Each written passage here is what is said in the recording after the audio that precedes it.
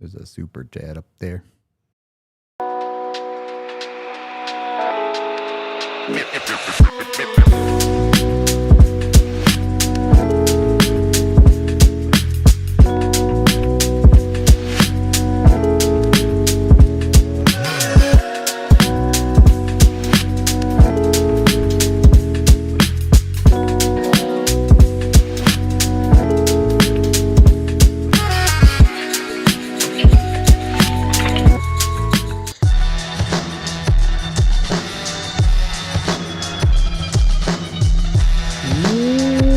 Welcome into the DNVR Avalanche Postgame Show, live from the Toyota Lounge, the Winners Lounge tonight, powered by your Front Range Toyota dealerships and presented by Bet365. Bailey and Rudo coming to you live late night after the Avs take down the Seattle Kraken 5-3.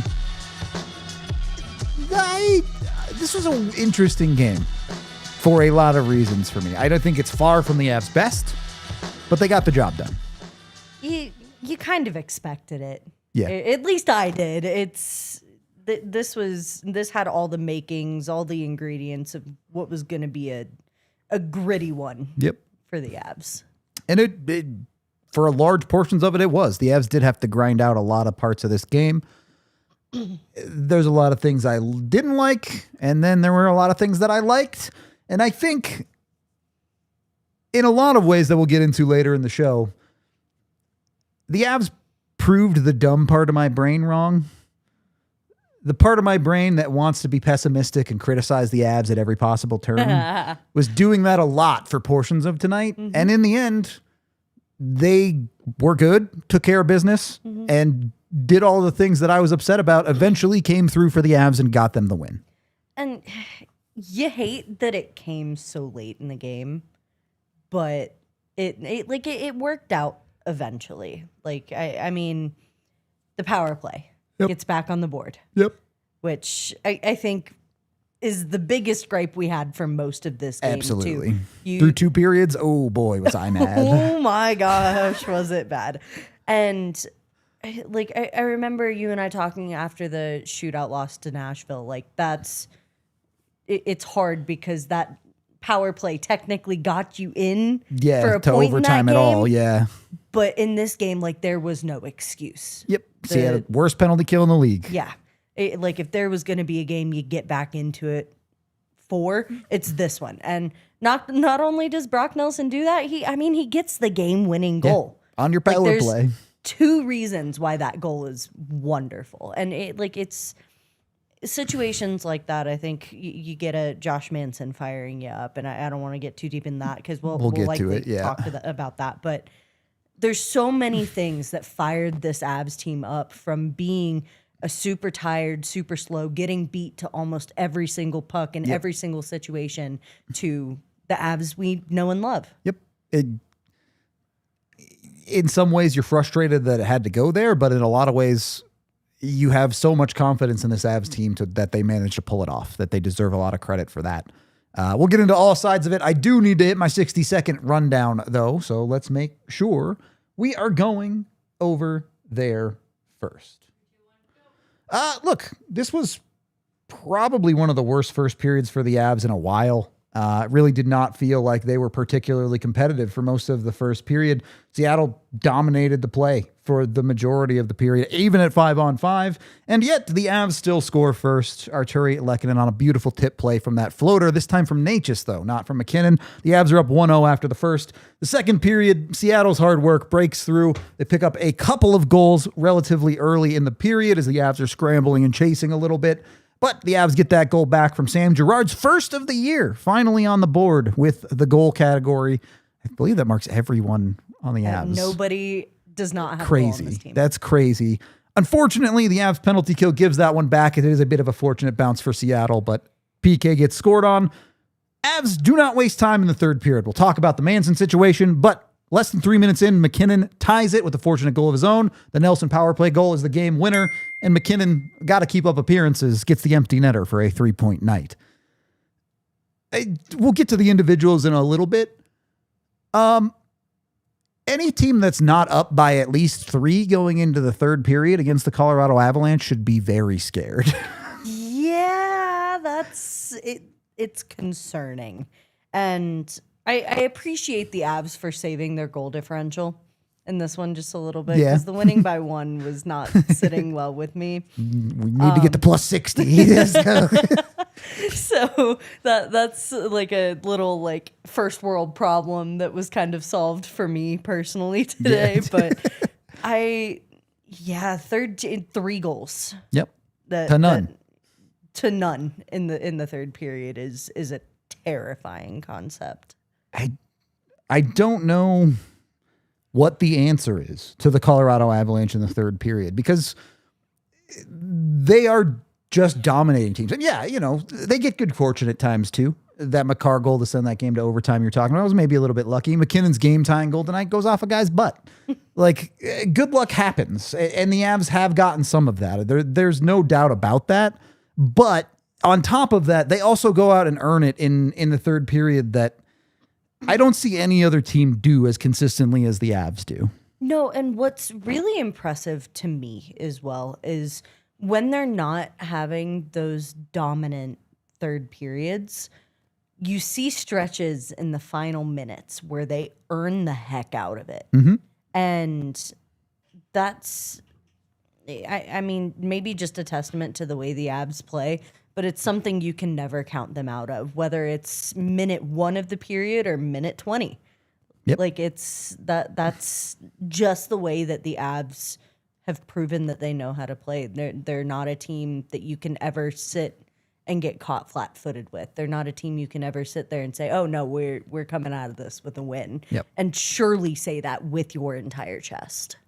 And it's easy on nights where the Avs just play really well the whole game, and the third period is just the finishing of that. But arguably through the first 2 periods tonight, the Avs got outplayed by Seattle, at least at 5-on-5. Possession-wise, high danger chances-wise, they look strong when you face the best 5-on-5 team in the NHL. Seattle was getting the better of them until the third period.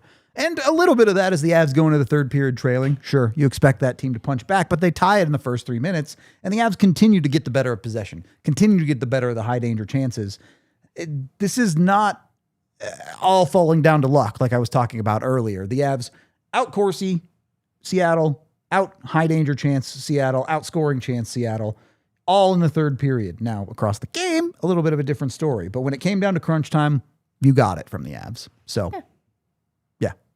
No, I mean, lots of complaints. I was about to say no complaints, but there's quite a few. But when you can trend upward like that, like there's only going up from certain places, and that kind of feels like what the Avs did. No matter how ugly it looked at times, no matter how trailing going into intermission, or second intermission, like it just seemed like it was all battle. Yep, 100%. Heading into the third. Avs, I think there's a bigger conversation about some simplification of the Avs game too. Obviously, the Manson, let's just punch each other in the face thing. But look at the goals that get scored. Nathan MacKinnon gets lucky because he shoots a puck at the net. He doesn't try and make a crazy pass. He doesn't do anything fancy. He just says, I shoot puck. Power play goal. Nathan MacKinnon, I shoot puck. It's not a good shot. It goes wide, but you get a rebound. You get a puck to a dangerous area because of it. And on the back side of it, you have 2 guys that don't hesitate and try to shoot that puck in. Now, Marty Necas misses. I was going to say, it helps Brock out, though. If anything, yeah. Like you draw the defender there and give Brock Nelson wide open space and net to work with. Yep. And then Nelson immediately collects it and puts it into the net. And the Avs, in a game where I think it's fair to say they got outworked for the majority of it, when the time came that you needed it, they did the work to get the win. No, and I want to point out in saying, like, I don't think this was Nathan MacKinnon's best game for the majority of it, too. Like, especially through I agree. The first, it was a little rough to watch, which is a crazy thing to say now, considering that he had 2 goals, 3 points on the night. So crazy. That's... I mean, props to him, and he was a big part of that third period push. I will say, like being able to to create those chances. Empty netters are, sometimes can be gimmies, sometimes can't, whatever. But 3 points on the night is no slouch. And bouncing back from that was huge. Yeah. I talk a lot about players that you can have a bad game. Every player on planet Earth has bad games. But what do you do in your bad game? Is it just a death spiral where you turn a bad game into a horrible game? Mm-hmm. Or is it a bad game where you find ways to be effective? You find ways to do something good inside of a bad game? Or arguably in MacKinnon's case, did you turn a bad game into a good game with that third period? It has to be the latter. Yep. For me. And I think that's a step up in the right direction for a guy like Nathan MacKinnon, who definitely was not pleased with his last performance. Visibly upset in tonight's game, too, at times, where you see him get frustrated on a bad sauce pass to the blue line or a failed attempt to get a puck into the zone. And MacKinnon always emotions on his sleeve type of guy. Yeah. But I think we're finding a balanced version of Nathan MacKinnon a little bit more often this year. At times in previous seasons, you got the Mad Mac thing, which was fun, where he'd get really mad and then do something crazy and everyone would go wild because it's unbelievable stuff that he's capable of. You still see the frustration moments when he messes up, but then you look at this third period and you see a guy who he's not going crazy. He's not trying to play superhero puck. He's just making the right decisions and getting rewarded for them. By keeping, I don't know if I would call it a level head, but maybe a bit more even keel. Yeah. And maybe I think that might be an answer to a lot of the Avs problems, not just a guy like Nathan MacKinnon. But it really is refreshing to see, knowing that he has those, okay, let me come back to Jesus type moments. Yep. Maybe my game's not working in certain areas here, but you can go into a third period and do everything he does because he's simplifying his game. Yeah. We'll talk about that a little bit more. We saw a bit of an adventure with the decor in this one. I think it default, Bednar will always default back to Makar and Taves together. But we saw Brent Burns sneak some shifts with Makar at times. We saw them separate the Sams. We saw them put the Sams back together. It was a little bit all over the place, like Bednar was looking for something. Credit the Blendar for solving this game, or is that just kind of a consequence of the way the first two periods went?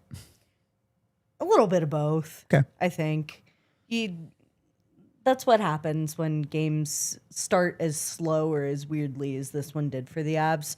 The Blendar's going to come out to find some sort of spark to get the version of the Avs we are used to seeing. Yeah. And I mean, something worked, obviously. Clearly, I mean, again, Sam Girard gets on the board with his first of the season. Yep. And I don't know, like Sam Malinsky rather seems to start to find his game just a little bit more too. At the same time though too, like, I mean, that just adds to the versatility of this team too, knowing.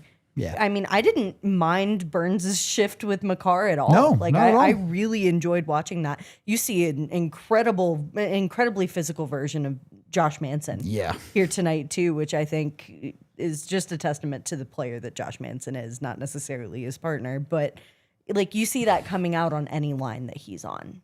Yep. And again, obviously activating both of the Sams in either of their situations, but like that, it can be both. Like they got the sparks that they needed, but also made it infinitely harder for Seattle to create something dangerous in a lot of those situations. And we talk about this on a lot of nights.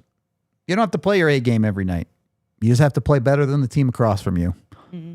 And did the Avs get some big individual efforts to do that? Yes, but they ultimately beat the team across from them. Seattle goes home with a clean loss. The Avs go home with a clean win.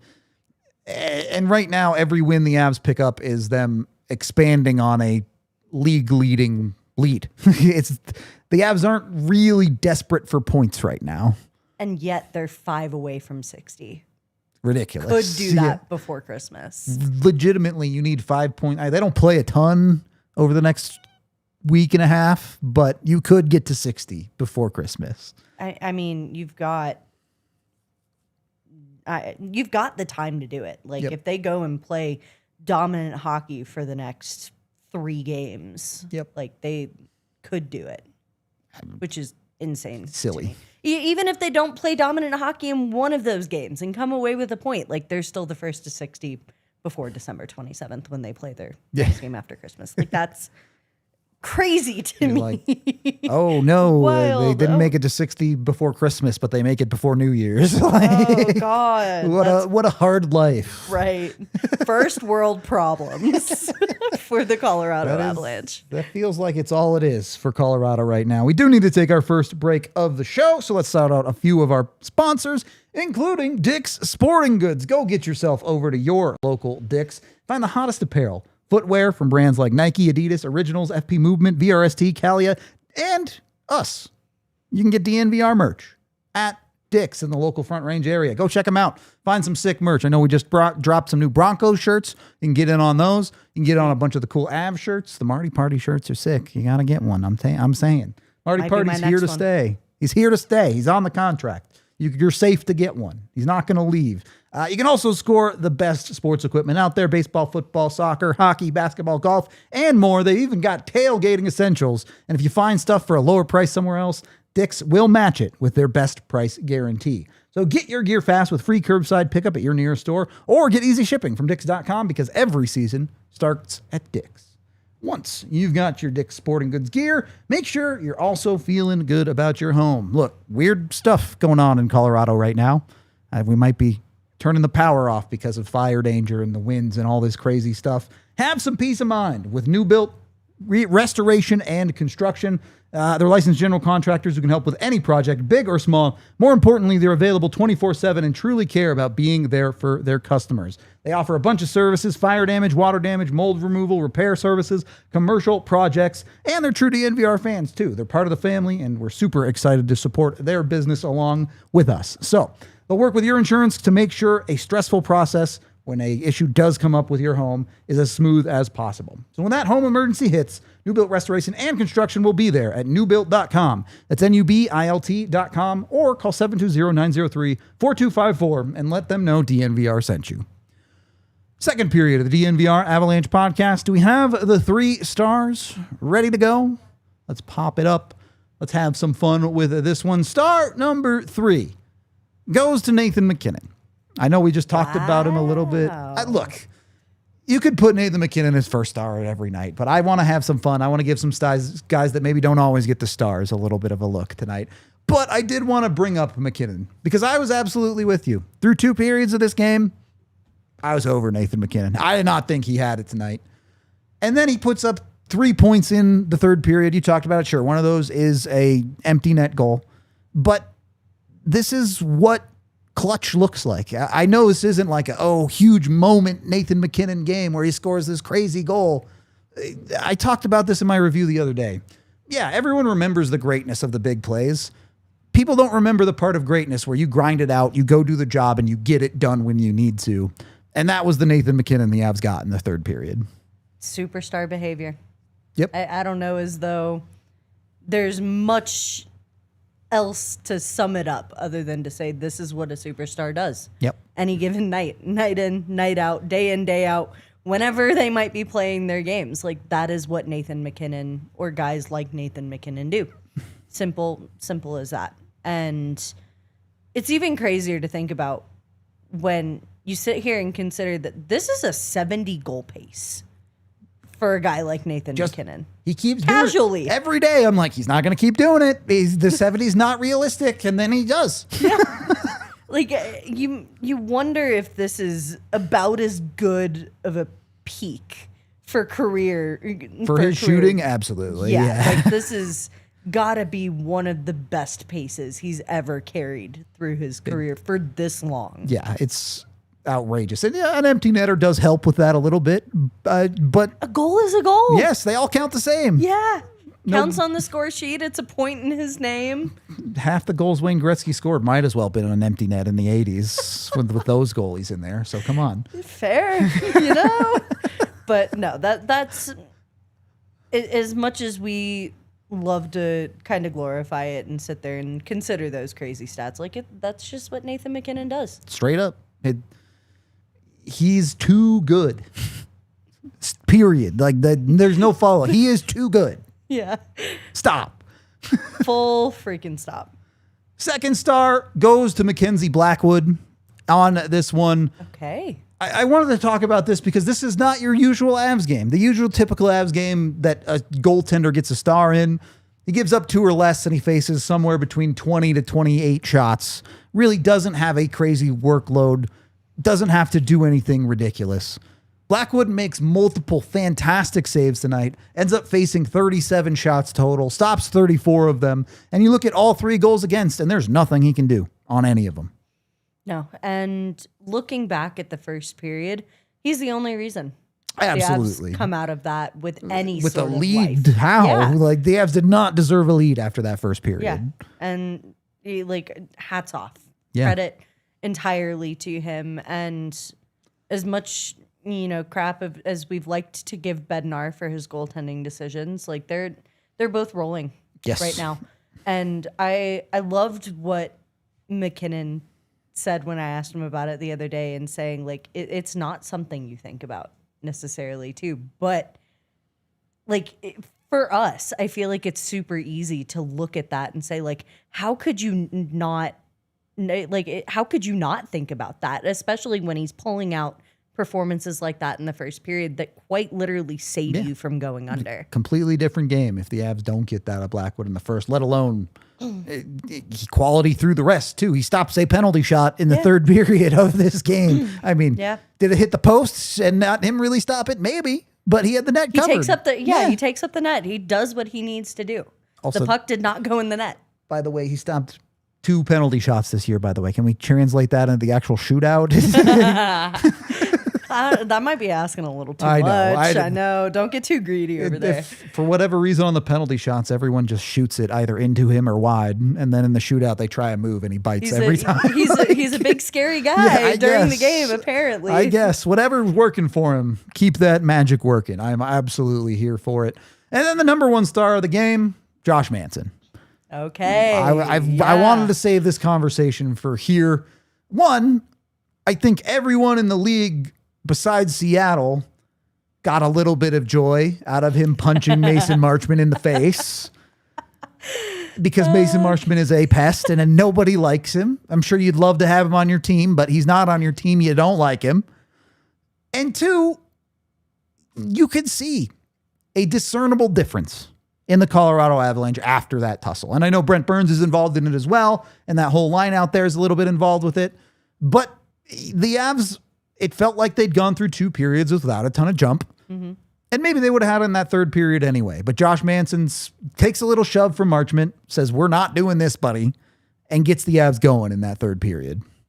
Does he have a future career in boxing? He might. Something after Dude that? can throw. Dude can throw a little bit. I'm sitting there watching that fight. I'm like, good Lord, Josh Manson. Like, every single one was on target. You even see him break skin on Marchment's nose. And I'm like, holy moly, dude. Yeah, and I mentioned it earlier. Like, that's just who Josh Manson is. Totally. Night in and night out. You might get some maybe not so sound or smart plays, maybe some bad pinches, maybe some not so sound positioning. But night in and night out, the thing you can always expect him to do is be a pest. Yeah. Is be the guy who's going to stand up, throw the necessary hit, sacrifice the body, do whatever he needs to do to bring an energy up in the game. Like that is who Josh Manson is at his core. And I might be giving Manson a little bit too much credit. I think more than anything, this was probably him just boiling over with Mason Marchment and said, enough of the BS, man. We're done with this. No, Marchment was chipping the entire team from the penalty that he got called Absolutely. on. Like, that honestly, as much as that might be the main storyline, I feel like there still is a lot of credit for a guy like Josh Manson, for a guy like Brent Burns even drawing in, who's not the most physical guy, and you see him kind of getting caught in some things behind the net as well. Well, and look, pick your spots. Yeah. The Avs have done a good job with their physicality this year, whether it be the punchy or the hitty. They need it when they need it. And when you're in a situation where maybe it's not necessary, they're not going to take the stupid penalty. They're not going to overdo it. They needed it. in this game to shake up Seattle, to shake up the third period, to shake up the vibe. And it worked immediately. Yeah. No, that's what you hope for out of a situation like this.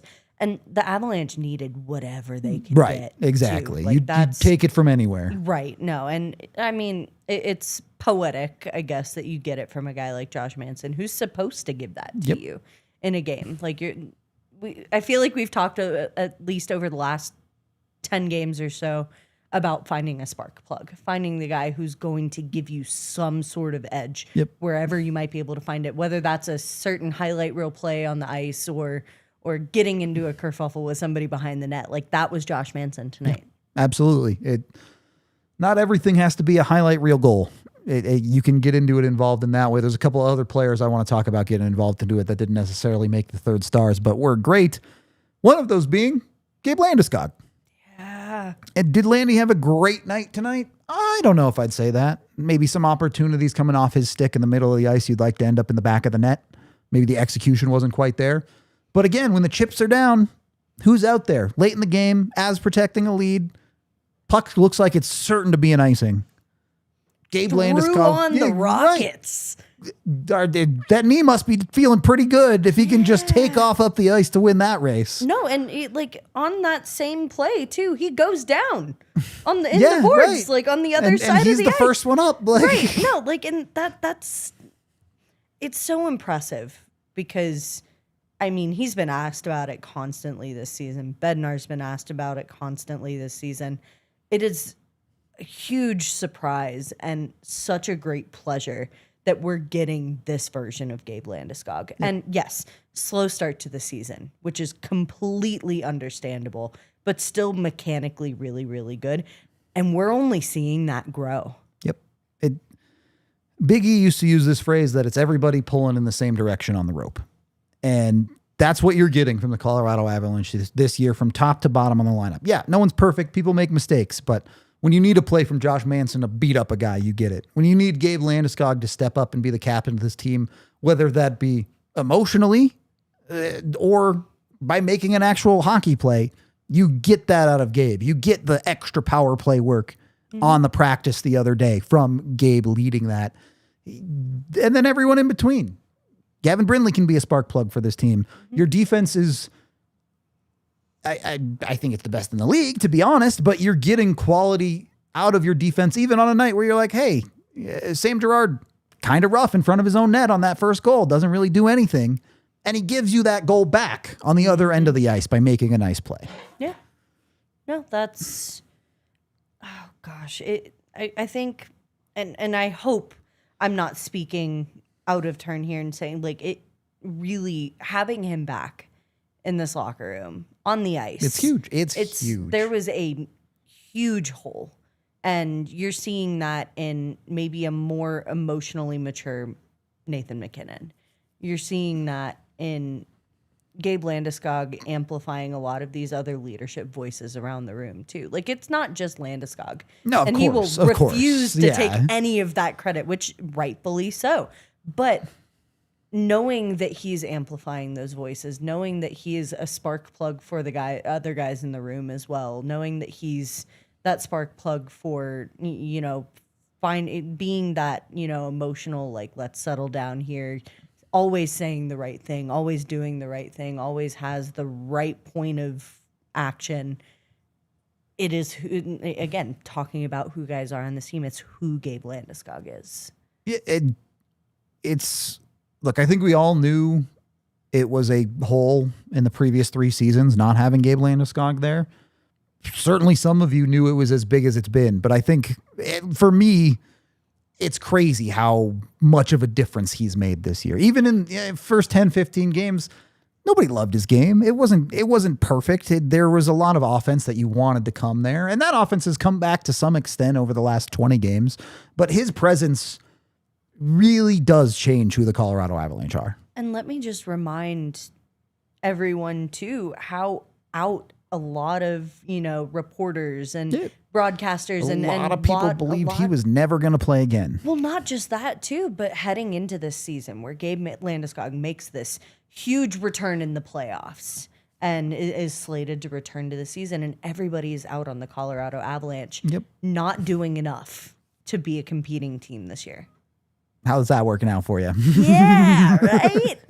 No, that is, I think, the craziest thing to me too, and that's where I kind of try to put things back into perspective for myself, and saying like, no, they did not make many moves, but they got Gabe Landeskog back. Yep. They added a depth piece in Victor Olofsson. They added everything necessary. They didn't do anything particularly splashy, which was difficult to do in this last offseason, but they did what they needed to without very much turnover. And Gabe Landeskog, I have to say, is the biggest piece of that. Absolutely. Contributing to the success that they've found this season. Their biggest offseason acquisition was absolutely getting Gabe Landeskog back. Not that Olofsson and Burns have been great, but the Landy's on a different level. We do need to take our second break of the show. Let's shout out a few more sponsors. You want to put up a beautiful picture of Gabe Landeskog in your living room? Put it on an Aura frame. Go get Landy on there. Put pictures of the Stanley Cup on there. Do what you want. Do the way I did. Everyone I've talked to, in-laws love this. This is the perfect in-law gift. You give this gift to your wife or husband's family. Grandparents, great too. Because it's a picture frame that you can preload with your pictures, so it comes custom. A bunch of beautiful pictures of your family. And then you get the Aura app. You can just keep uploading pictures. It keeps them tied into your life. They'll see what you're doing with your dogs or your kids or wherever you might be going. They love it. Then you guys get to talk about it. It's all good with the Aura frame. It connects the whole family. So get with them. Get it as the perfect holiday gift. It's a limited time now, but you can save on the Aura frame by getting $35 off Aura's best-selling Carver mat frames, named #1 by Wirecutter, by using promo code DNVR at checkout. That's auraframes.com, AURAframes.com, and promo code DNVR. This deal's exclusive to our listeners, and they're going to sell out fast. Christmas is like a week. Honestly, I don't even know if they'll get there by Christmas at this point. I'm not going to promise anything. They might, but if you're getting those last-minute gifts, Aura Frames has you covered. Of course, terms and conditions apply. Support us. Let them know we sent you over there at checkout. Get an Aura Frame today. And then, once you've done all your late Christmas shopping, kick back, relax, choose chill with Coors Light. I was chilling during this game. That's not true. I was mad and annoyed for a lot of this game. But Coors, you know what? We chilled for the third period, and the Avs got the job done. So, go find yourself some Coors Light. They're available pretty much every liquor store in the country. I genuinely like actually everyone. But if you're lazy like me, you can get them delivered right to your front door with CoorsLight.com/DNVR. Especially with the weirdness in Colorado. If the power's out, maybe you need some ice cold Coors Light delivered. Take some of the stress off. There you go. Enjoy a nice day. Yeah, you don't have to worry about it too much. No electronics. Just sit back and chill. Reset with the Coors Light. Cold lagered, cold packaged, and cold filtered for a smoother finish. When you embrace a chill mindset, it's a good time to choose Coors Light. Go get with them. Of course, the bottle or the can turns blue to let you know it's ice cold and ready to drink. Make the most out of the times you choose to chill. Choose Coors Light. Go to CoorsLight.com/DNVR. Get it delivered right to your front door thanks to Instacart. Of course, Coors Brewing Company, Golden, Colorado. Please celebrate responsibly. Beer. Third period of the DNVR Avalanche podcast. Wanted to get into one more player specifically, and I'm sure you'll have a couple you want to talk about too. Brock Nelson is our Dick's Sporting Goods checking the stat sheet man of the game. And it's not a complicated stat sheet. He's got one goal. That's what he did today. He scored one goal. But it was the most important goal of the night. Not only is it the most important goal of the night, it comes on the power play. And it comes after a night of a bit of futility. As you can see there, 7 shots on goal for Brock tonight. Feels like he had multiple grade A chances that you saw it in his own reactions. The frustration of maybe him not finishing some of those. Certainly the Gabe Landeskog shot that he felt like he really should have tipped into the net. But when it's not going, you can throw a fit and give up, or you can put your head down and keep doing it until you get rewarded for it.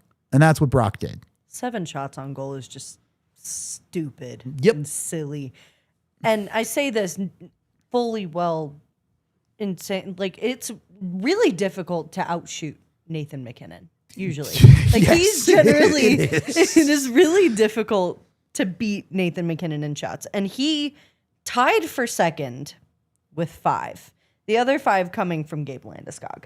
So that's just going to show, like, that middle 6 is something else. That's monstrous. Yeah. No, those are insane numbers. And Brock Nelson, I want to give my flowers to, because he really has in the last 10 games especially been on such a heck of a roll. Yeah. And that's coming off of, a not horrible start to the season. Again, this is a guy we were looking from more production from, and he's doing that. He's answered the bell every time he's needed to. When the Avs needed a little extra push, he capitalized on a chance created by Nathan MacKinnon. He's doing everything the Avs need him to do right now. I think a lot of people are wrapped up in some of the absurd paces that we're seeing on the Colorado Avalanche. Nathan MacKinnon on a 70-goal pace, on pace to destroy the NHL. Like, McDavid threatened his point lead in the NHL today, and Max said, "Absolutely not. We're not happening. Doing this." Nope. Cale Makar's ridiculousness, who he picked up a multi-point night as well. 30 assists, first defenseman to 30 assists by like a lot. Those paces are misdirecting away from the fact that Brock Nelson is on a 30-goal pace now. That's what you want as a from your 2C. 2C. Yeah, it has 22 points in 33 games on a much closer to a 60-point pace than the 30, 40-point pace he was earlier in the year. This is what makes teams like the Avalanche so tenacious. Yeah, the Av superstars are great. They're going to win a lot of games by themselves. They're not the only threats. They have so much more than that. You mentioned Landeskog popping off today. You mentioned, we didn't mention, but chat mentioned, your fourth line was literally not on the ice for a shot attempt against in this game at 5-on-5. The Jack Drury effect. Yeah, right. But it's just wave after wave of players that are better than yours that come down the ice for the Colorado Avalanche. And yeah, part of that is the reason why you are probably frustrated with the first 2 periods of this game, where you look at that Avs lineup and go, they're better than this. Mm-hmm. And then they show up and be better. No, there is not a single Avs line on this team currently that if I'm on the other opposing team, that I'm not terrified of facing. Yeah, no easy shifts. No, nothing.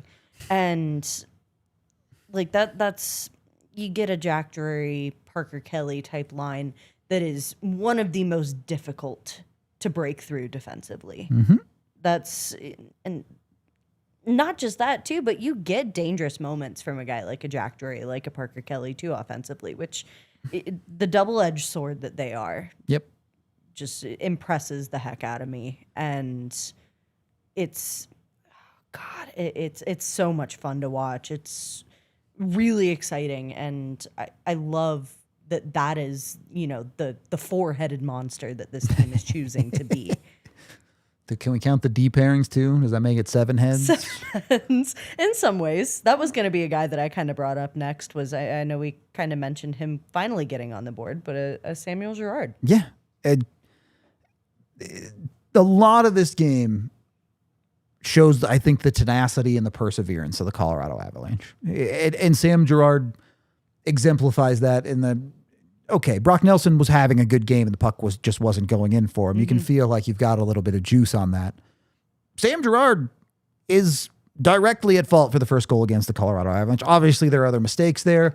Blackwood gives up a couple of rebounds. Maybe you want him to smother it, sure. But Sam Girard's the guy in front of the net that gets 3 chances to try to get that puck to safety, isn't able to execute on it.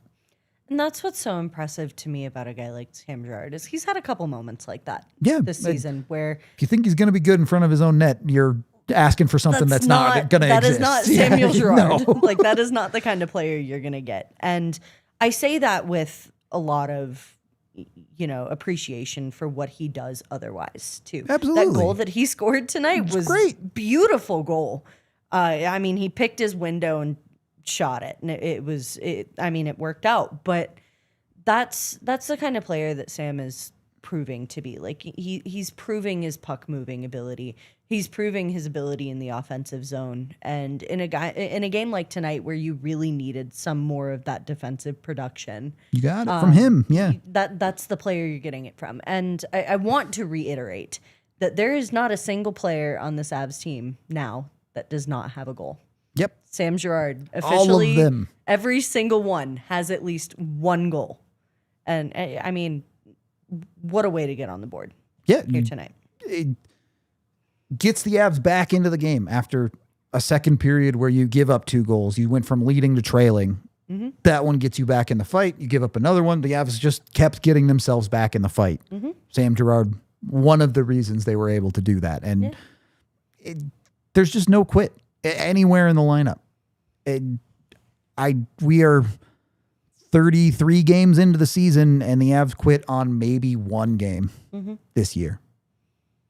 I'd call that success. Yeah. If that's all you're getting. And again, this is a team that has been very, they're not dealing with injury necessarily, but there's a lot of sickness going around that room. Yeah. There's a good amount of it. And the perseverance has been, top tier.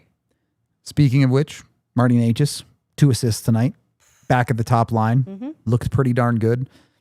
Is he going to hold on to the puck a little bit too long and overpass a bit too often? Yes, that's just who Marty Necas is. When does he start getting lucky with some of these power play goals? 2 in a row that get taken away from him. That's why I bring it up. To be fair, he just cheated. No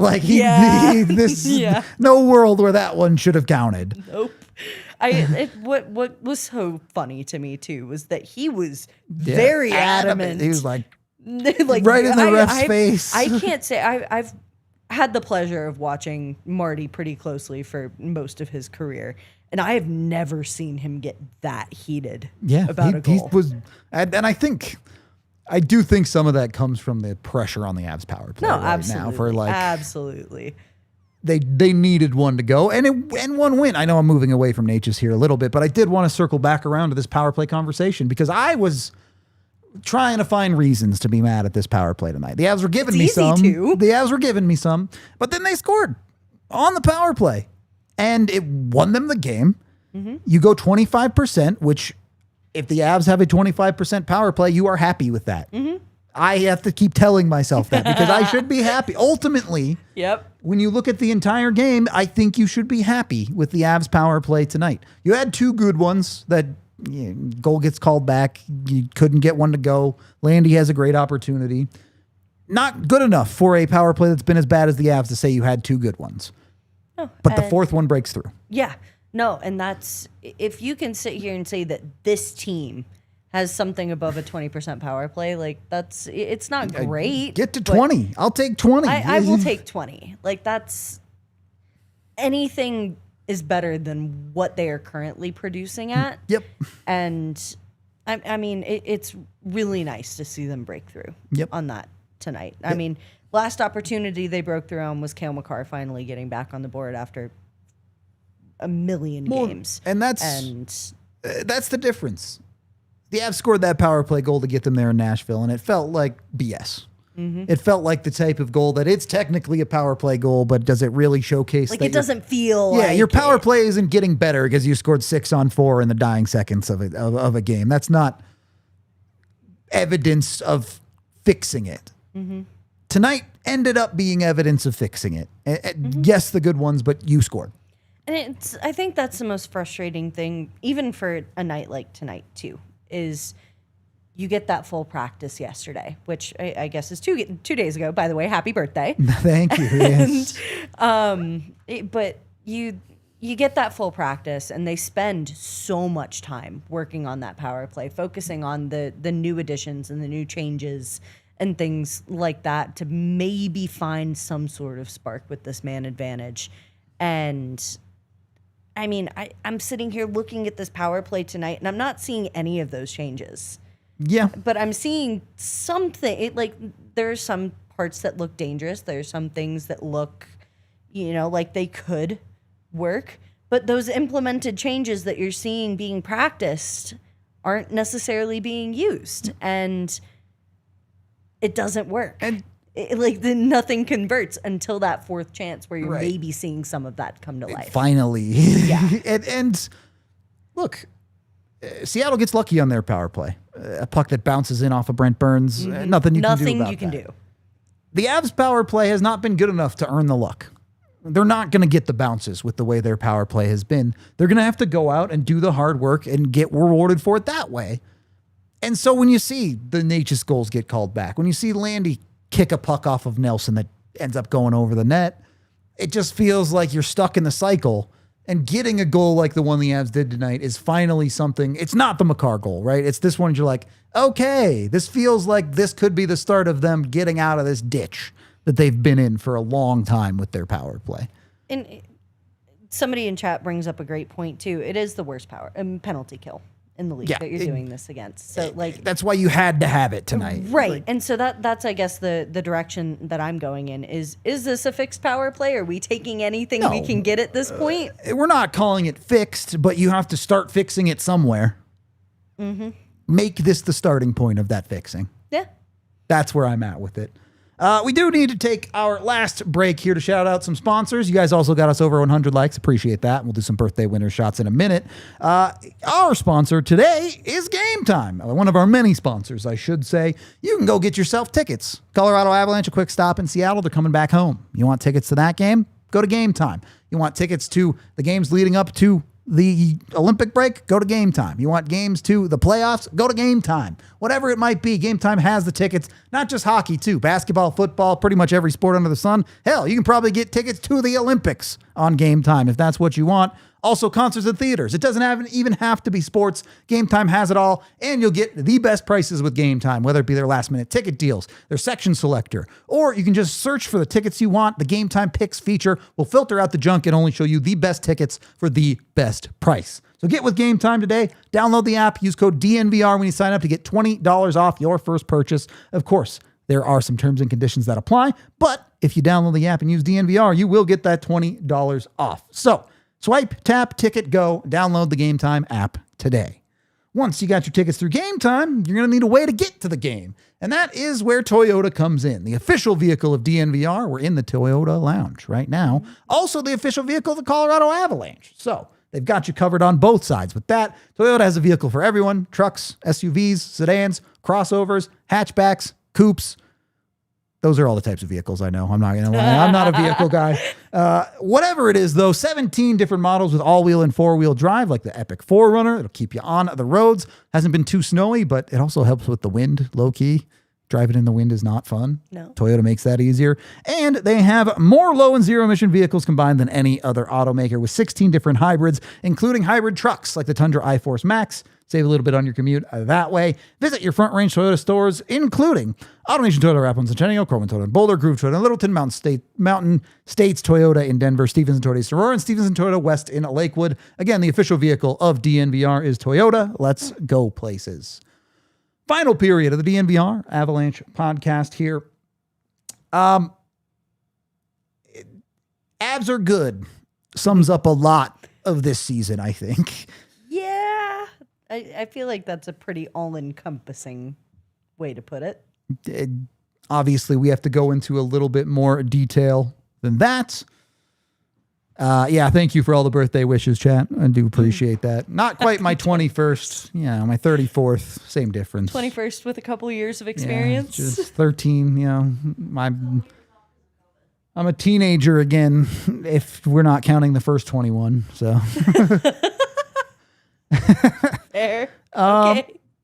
But yeah, Colorado is a team that, sure, their PDO is quite high. Sure, they're having good fortune at times. But they also are going out and earning everything. And that's what I've keep coming back to in this podcast, in this season. There is not a team in the league that I believe works harder than the Colorado Avalanche. Top to bottom. Yep. Left, right, center. Like there's very little quit in this team. And there's a lot of moving pieces to this. looking, I mean, you can give credit to anybody. The goaltending tandem, in addition on any given night. Yeah, on any given night. It doesn't matter who you're putting in net. Nathan MacKinnon going as far, again, to say it's not something he thinks about just because they're performing that well. Right. Give it to a guy like Gavin Brindley, who was not expected to make the roster. I was going to shout out Aura Frames again. You think Jared Bednar has him in his Aura Frame? He might. He might. No, but like a guy like Gavin Brindley, who's been nothing short of impressive with the work ethic alone. And he's just proof that if you work hard enough, the points will come. Yeah. And even in tonight's game where I thought, maybe he didn't look his best. Pretty meh, yeah. It was very, he looked like he was getting thrown around a lot, which is going to come from a, smaller player like him. Moving on, though, you've got a superstar top line. Yep. And Arturi Lehkonen complementing that line really well with a really smart behind-the-back play tonight to almost get Didn't on the board. quite work. Very but, reactionary, whiffs on a puck, but makes up for it with a really dangerous opportunity. And then, I mean, Cale Makar doing exactly what he does. Being Cale Makar. And giving my flowers to a guy like Devon Taves as well, who maybe is falling short on some of his production. He may never score again. He may never. We're looking for it, I promise. But like, he's doing his job. Yeah. Like, he is a defenseman by name, and he's like defensively performing really, really well. Yeah. And above the standard. You talked about that curve of playing their way into games again tonight. And I think that's exactly accurate with a guy like a Taves, with a guy like a Makar on the defensive end of the puck. Period one, the first half of period two, Avs were not helping their goaltender a lot. The defense looked pretty rough. From the midway point on, you see that defense. Yes, you get the Sam Girard goal on the offensive side, but on the defensive side, they lock in a little bit more. And it's still not perfect. You're not going to have a perfect game, but you break up that one extra play. You get a stick in that one extra spot. And those are the plays that you're not going to make a highlight reel. You're not going to get remembered for making the game-winning play, but they break up what could have been the game-losing play. And you don't have to worry about those mistakes compounding again and again and again, like we've seen certainly previous iterations of the Avalanche run into. Thank you very much. Chat, thank you for 100 likes. It's a Dr. Dubs winner's shot, but I'm also calling it a birthday shot. We're absolutely a birthday shot. We're going with both on this one. Happy birthday, friend. We appreciate y'all. You guys are the best. It's 12:30 at night here in Denver, and you're still watching. Y'all are awesome. Heck yeah. What is that? I have no idea. Lemon drop. Okay. I don't know what's in a lemon drop, so. Yeah. Celebrating our 21st. Sure. Yeah. My first shot ever right there. Been confirmed. I do think we have a decent number of super chats, so let's hit those and then we can wind down the show. $5 from Sparky, who says happy birthday. Thank you very much. $2 from Ryan, who says, gonna have to watch this one tomorrow. # East Coast. Ooh. Understandable. Yeah, it's late. Those Pacific Coast games are no brutal. Hope. No hope. Absolutely go to bed and watch it in the morning at Angle, for sure. Not worth it. $5 from Jamie, who says, big time players step up. Nate Dogg, Big Cock Brock, the captain, refused to let this team lose tonight. Clutch, baby. Happy birthday. Thank you for the birthday wishes. And yeah. Really nice birthday win. It was. The Avs said we're winning. Definitely for me, and not because they're trying to win in the NHL or anything. No, not because they're on a race to 60 points or anything. No, not at all. Never. But it's true. The Avs have a number of guys that can step up in those big time moments for them this year. It's awesome to watch it come from everywhere. $10. I'm calling that $10 from Errol, who says, happy birthday, Rudo. Thank you very much. And then $14 from Benny, who says, happy birthday, Rudo. Question for you. Who's got more iconic toothless smile, Brent Burns or Bobby Clark? I mean, surely it's Bobby Clark, but Bobby. I don't know. Brent Burns always with the smile on his face. I mean, maybe with the new gen, like Bobby Clark's really too old for even me. Like I was really too young to experience him, but that smile is ridiculous from him. But Brent Burns gives him a run for his money, for sure. I was going to say EJ would have too if he had not gotten new teeth. But they look good now. They look good now. So gosh, it was iconic. Anyway.